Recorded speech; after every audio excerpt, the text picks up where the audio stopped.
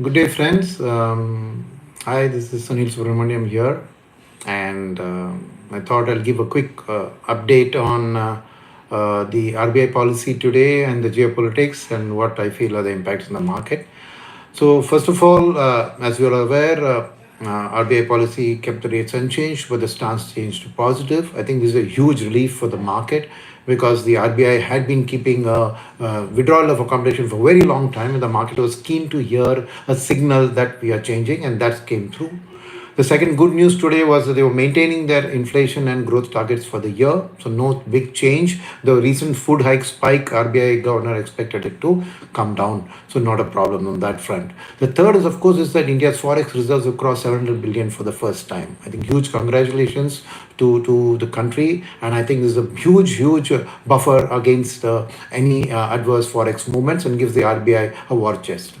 So that being said, in the policy, there was just one thing about the NBFC, and I thought I would give my take on that. I think the RBI's concern, unstated, is that NBFCs are probably lending without demand and they're pushing loans onto customers who in turn are probably getting tempted into deploying it in the stock market and other things. So I think do expect more stiffer regulations to come down. But from the NBFC pack in the stock market, I think they are all well regulated, well monitored by RBI. So I see no scope for concern there. And in fact, I expect their market share to improve as the smaller players come under tighter control space. So actually, RBI governor's statement is a positive for the NBFC space. Right?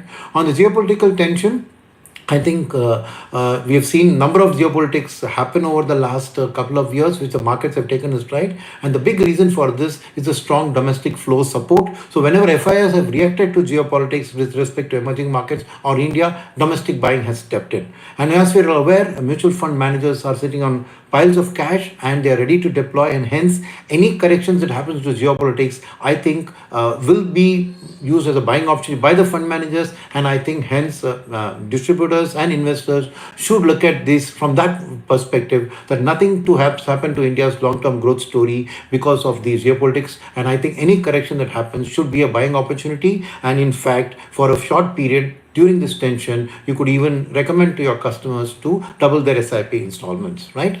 That being said, what about the China factor? Yes, the China factor of a stimulus did lead to a short-term flow out from India into the Chinese market, but then you saw the stimulus did not come as expected. But remember one thing, we tend to use the word FIIs and treat everybody similarly. There are short-term FIIs like hedge funds which take opportunity from these kind of events. There are active fund managers, the mutual funds, which again do 3 to 5 year, which go basis the growth perspective of the country, plus the short-term currency and the other aspects. And then you have the long-term FIIs. Long-term FIIs were almost 25% of the market. So none of this China-related matter has affected either the active fund managers or the long-term. It's the short-term hedge who looked at a profit opportunity, who go in, who will step out the moment they realize their profits. So I think we shouldn't get worried about the short-term flows. Like I said, any of this short-term volatility is a buying opportunity for the long-term India investor, right? So on that quick note, I will conclude this chat today. Look forward to sharing more such chats with you all.